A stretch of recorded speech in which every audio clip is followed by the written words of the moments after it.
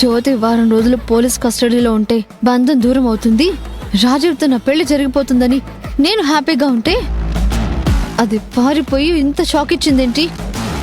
ఛ! శ్రావ్య, తల పట్టుకుని కూర్చున్నావేంటి? హెడేకా? జ్యోతి మనకి కొత్త తలనొప్పి తెచ్చిపెట్టింది అత్తయ్య. అవునా? ఏం చేసింది? అది రాత్రి పారిపోయిందంట.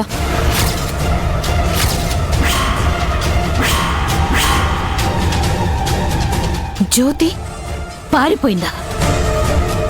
అంతేలే, క్రిమినల్ బుద్ధులు ఆ బ్లడ్ లోనే ఉన్నాయి, ఎక్కడికి పోతాయి?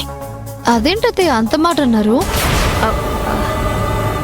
జ్యోతికి క్రిమినల్ బుద్ధులు బ్లడ్ లో ఉండడం ఏంటి? అదే తప్పించుకునే బుద్ధులు క్రిమినల్స్కే ఉంటాయి అని అనబోయి అలా అన్నాను, అంతే. దాని గురించి వదిలే శ్రావ్య. నీ పెళ్లి టైం దగ్గర పడుతోంది, వెళ్ళి షాపింగ్ చేసుకో. ఎలా మొదలు పెట్టమంటారు అత్తయ్య? ఆ దొంగదేమైనా మాయ చేసి పందెం గెలిస్తే? మరీ ఇంత తెలివి తక్కువగా ఆలోచిస్తున్నావేంటి శ్రావ్య? అదెలా పందెం గెలుస్తుంది చెప్పు? అది పోలీసుల నుంచి తప్పించుకొని తిరుగుతూ ఉంటే ఈలోగా గడువు పూర్తవుతుంది, నీకు రాజీవ్కి పెళ్లి జరుగుతుంది. ఇంతకీ రాజీవ్ ఎక్కడా? రూమ్ లో ఉన్నాడు అత్తయ్య. నీ గురించి అడుగుతున్నాన్రా. ఏంటమ్మా ఇది?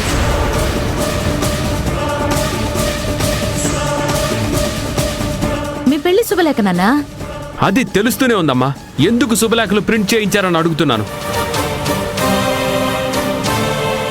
రాజీవ్, నీ దగ్గర నేనేది దాచలేదు కదరా, నీకు చెప్పకుండా అయితే చేయడం లేదు కదా. నువ్వు పెట్టిన పందెం గడువు 10వ రోజు 10వ తేదీ ముగుస్తుంది.